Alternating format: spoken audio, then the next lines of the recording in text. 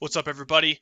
Welcome to our next lesson. This lesson deals with what's called earning power in career. So let's dive in. So the questions we're going to answer in this lecture: what sources of income are there? How do I choose my career and how does it affect my income? What's an entrepreneur and why? And what is the cost of living and how does it affect my purchasing power? So earning power, I want you guys to know this term. Earning power is the ability to earn money in exchange for work. The ability to earn money in exchange for work. How much you earn depends on the value of your skills in the marketplace. If I have skills that are very rare or very unique, then I'm probably going to make a lot of money. If I have skills that are very common and can be replicated, or a lot of people have them, or it's not something that's super challenging work, then I might not make as much money as somebody who had some very desirable skills. Um, our salary is related to our skill level, our education, our demand, and the availability of qualified workers. So let's dive into what that means. What are those factors that go into earning power? So the first is education. Okay, education and training. People who have very high in demand jobs. So high in demand jobs means society needs them. There's a drought of people that want to go into that occupation or people that are qualified to go into that occupation. Um, Education relates to that very closely because if you think about like doctors and you think about a lot of people that are in the tech industry, they go to school for a long time.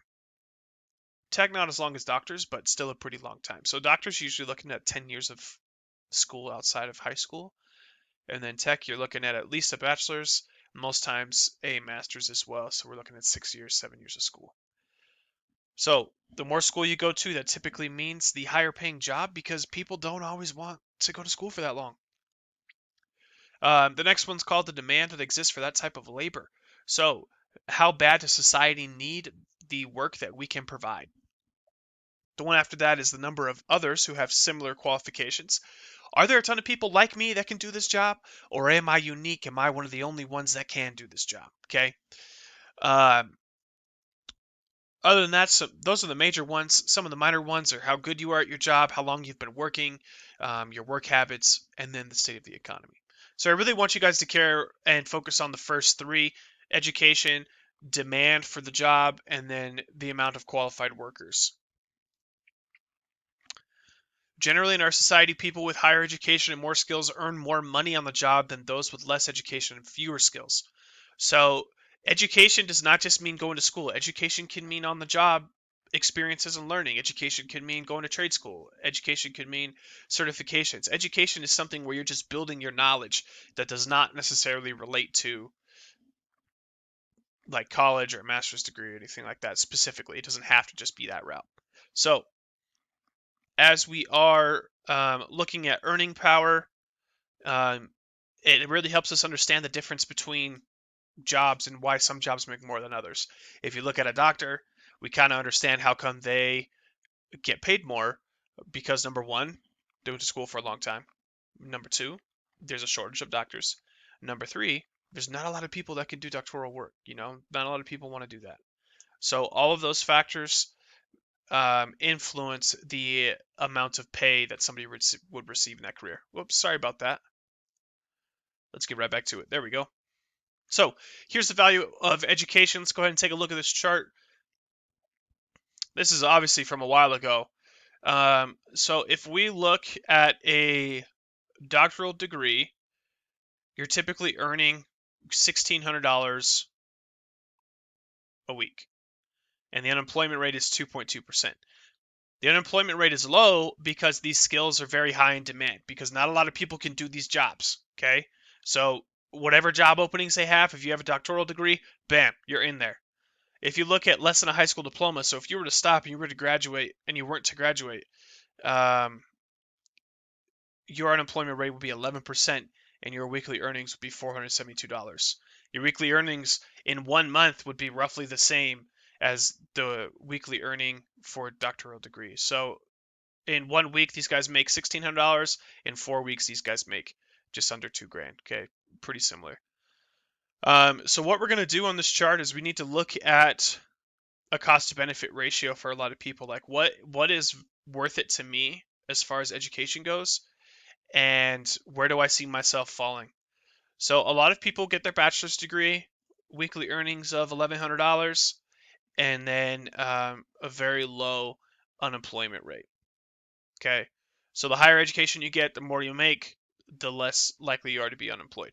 The lower education you get, the less you make, and the more likely you are to be unemployed. Because if you are not super educated, or you don't have a ton of training or certifications, that would mean that your skill set, typically, most times, is not super unique and can be duplicated by somebody else, or maybe there's a lot of people in society that are able to do what you're able to do. Okay. Here's another chart. This is from 2016. So it's basically the same numbers. So let's go ahead and talk about different types of income. When it comes to yourself, what ways can you make money and earn money per month? What we're going to cover in this class, we obviously have our wage and our salaries. Okay, this is what we get paid hourly. This is like a paycheck that comes from our job. We have investment income. Usually that is the growth of stocks or ETFs or index funds, which we'll cover later. We also have dividend payments that are involved in investment income, which dividends are super cool. Dividends are um, a a percentage of the stock that you own that's paid back to you, usually on a monthly basis, but it kind of depends on your dividend payout schedule. But it's basically free money that they give you just for investing with them. So those are cool. Self-employment. You got any side jobs? Is your main job running an Etsy shop or something? Your inheritance, gifts, awards. I mean, super lucky if you hit the lottery. Not necessarily everyone's source of income. I don't know anybody who's ever won. So all right, so next up, we're going to talk about employee benefits. So these are the benefits that jobs offer and pay to employees. So typically we see payroll savings plans, stock option purchase, registered pension plans, retirement plans, tuition reimbursement, travel expenses, spouse benefits, and access to financial advice. So the only thing I'm going to say about benefits is that there are a multitude of benefits that you could get from any job, and each job determines to offer their own benefits that are unique to them.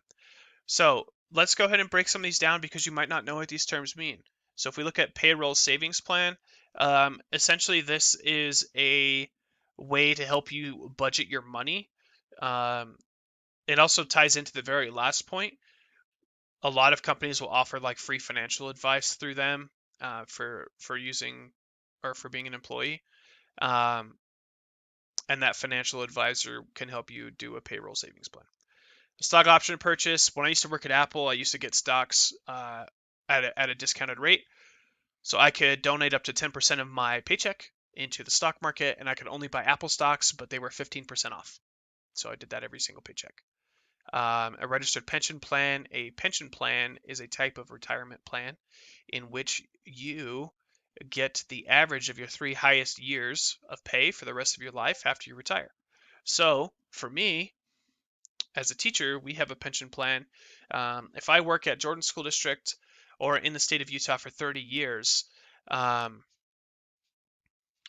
they take my 3 highest years, they average them out, and then once I turn 60, they pay me that salary for the rest of my life. So pensions are pretty cool. They're really unique. They used to be really common when, like, think about your grandparents and great grandparents. A lot of places had pensions, but they went away because they're really expensive.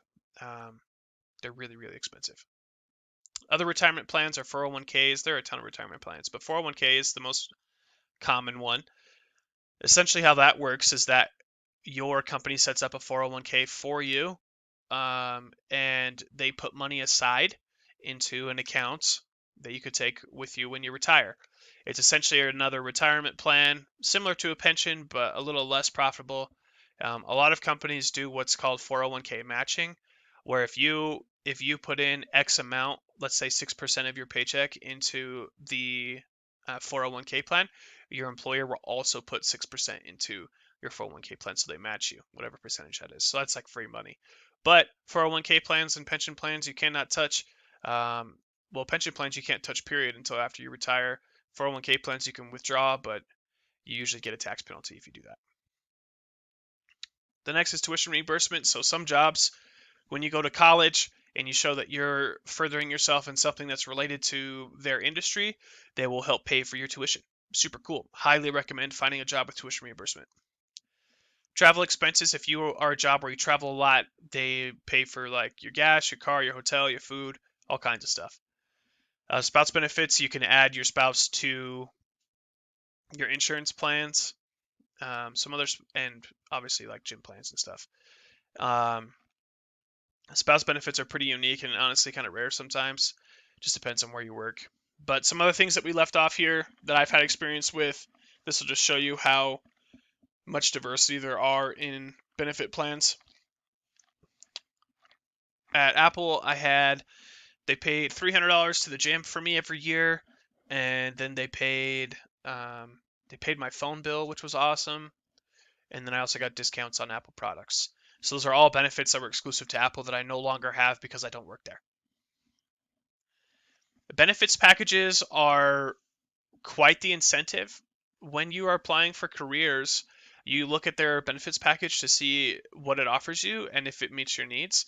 Most times, the key differentiating factors between jobs are the benefits that they offer. A job might offer you 50K in salary, job A 50K, job B 50K, but their pension plans could be like this, right? So we're going to select job B because not pension, their benefits plan could be that much better. Here's some more. We have vacation days, we have sick days, health insurance, disability income if you get hurt on the job, a life insurance, dental, and profit sharing.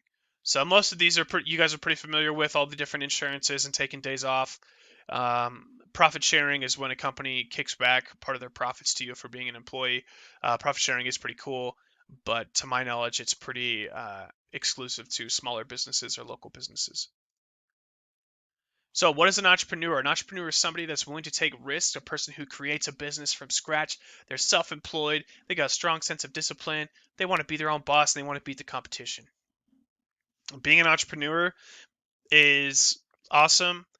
I think that all entrepreneurs are very admirable, but it is very risky. You've got to create a business in which you make enough money to fund your house payment and whatnot. When you create your own business, a lot of entrepreneurs, you obviously have to pay for all of those benefits that we just talked about for you and your employees. So that's where it gets a little expensive. Um, if you're an entrepreneur and you're self-employed and you work by yourself, um, you wouldn't have to pay employee benefits packages, but you would have to find some way to get yourself insured and provide yourself with some type of benefits.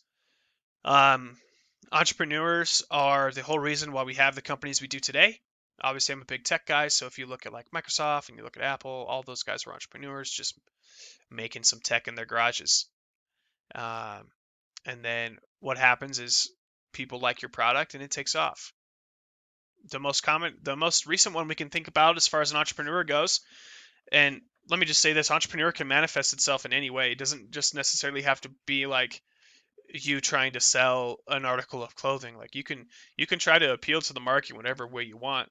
And the reason I say that is because the most recent entrepreneur that has had a lot of success, there's two of them. Number one, Elon Musk, and number two, forgot his name, but the creator of TikTok, right? The founder of TikTok.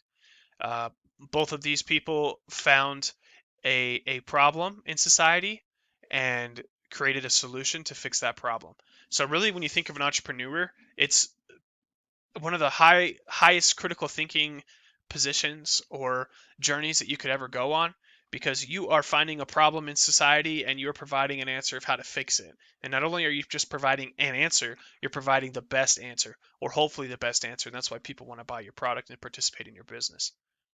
So the risk, there's no guarantees, there's no regular paycheck, there's no boss, long hours for sure, and you assume all the debt of the business. So when you are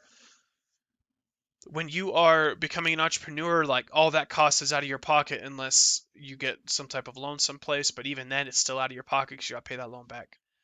Rewards, you get to be your own boss. You get to keep all your profits. You get to have control over your workday. You get the satisfaction of knowing that you brought something to the market that people enjoy. Plus, You always get to pursue and modify your talents, and you get to be as creative as you possibly can. Okay, so there's a lot of risks, there's a lot of rewards in entrepreneurship. I think it's remarkable. Um, I've also seen quite a few high school students at our school that have their own businesses already, and honestly, like props to you, because this stuff is that stuff's pretty hard. All right, so closely related to earning power is the cost of living. So remember, earning power is money in exchange for work. Cost of living says how much does it cost for me to even live at a place. So here's a map from 2017 of the United States of some of the highest. Sorry, some of this is the average wage needed per hour, working 40 hours a week in order to afford a two-bedroom rental home. Okay, so this is like a two-bedroom apartment. The one thing I want to point out is that this number for Utah is a lot higher now because 1702 is not a ton of money, and most apartments, like if you're looking for a nice like two bed one bath or something, you're looking at like $1,300. $17 an hour after tax will bring home maybe $1,800 a month. Okay, so that means if I only make 1,800 and I'm spending 1,200 for that nice place, I only have $600 left over. So I probably don't have time, or I probably don't have money for a nice car. I probably am pretty tight on the rest of my bills, like my phone and my internet. So this number is not super accurate. But the rest of them, though, from what I know, it is pretty accurate. It's really interesting to look at the cost of living. You can see some states that are really cheap to live in, and the reason that is because they don't always have the jobs that entice people to live there. The states that are really high, like California, number one, they have great jobs. Number two, they have a booming economy. And that's why it's so expensive to live there, because the opportunity that you get in these places is unmatched. Like if you were trying to compare California to Arkansas in economics terms, there's no comparison. Fun fact, California is in the top 5 best economies in the world, just as the state itself. The state itself has a better economy than most countries, which is crazy to me. Um, you also have to take into consideration the geographic landscape of the area. So when you look in the Midwest, like the Midwest doesn't really have a ton to offer geographic wise. Whereas if you look at Utah, we obviously have like mountains. California has the ocean. Washington has the ocean as well as incredible forest. So there's a lot that go into it. Spend some time, look around, be like, oh wow, I didn't know that state was that cheap to live in.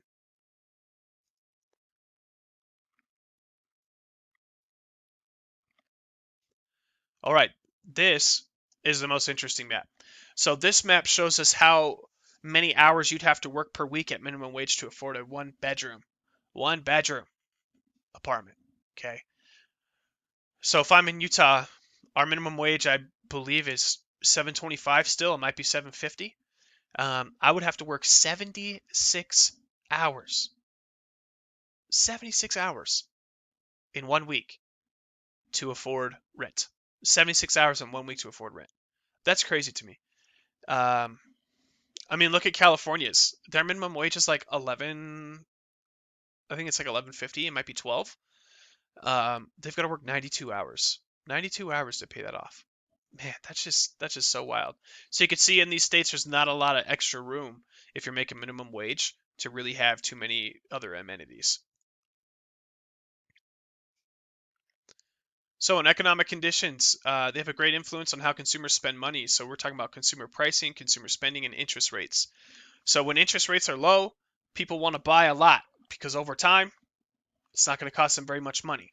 Right now in the housing market, the interest rates are some of the lowest I think we've ever seen. And people want to buy houses like crazy to take advantage of those loans. Um, this is also the same. This can also be represented with like fruits and vegetables in a grocery store. If you ever notice that like some fruits and vegetables have specific seasons, and when they're out of season, they're far more expensive than when they're in season. And that is because of the cost it takes to create and maintain the fruit or vegetable outside of the season.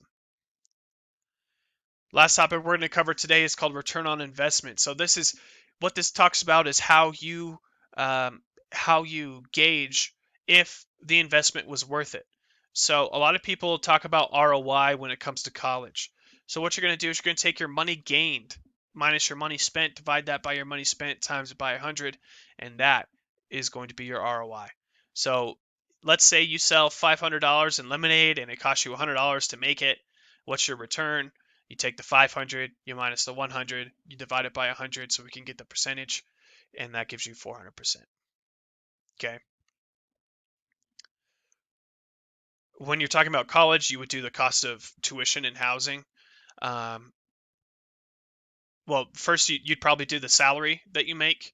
You do, then you'd minus the room and board costs as well as tuition, and then you divide that by your money spent times by 100 to get the decimal, and there you go.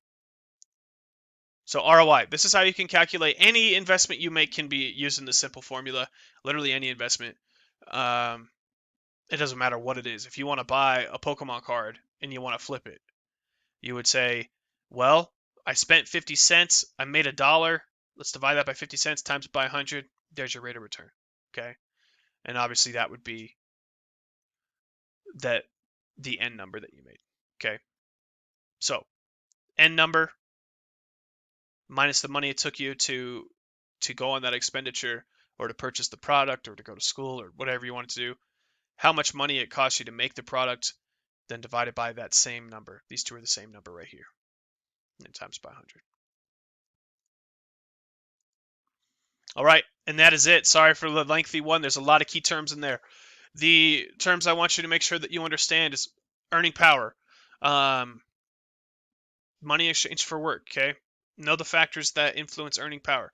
After that, I want you to be able to talk about different ways that we get income. Just know a few of them. Then I want you to talk about cost of living and maybe why you think that there is such a difference between places and where we live. And then lastly, I want you to talk about return on investment. Um, return on investment is something you can use in everyday life. You can, man, I think you can pretty much use this formula on anything. I can't think of one thing where that doesn't qualify. But this is how to see if the money was worth it. Okay? Well, hope this was helpful. If you have questions, feel free to reach out. I'm always available.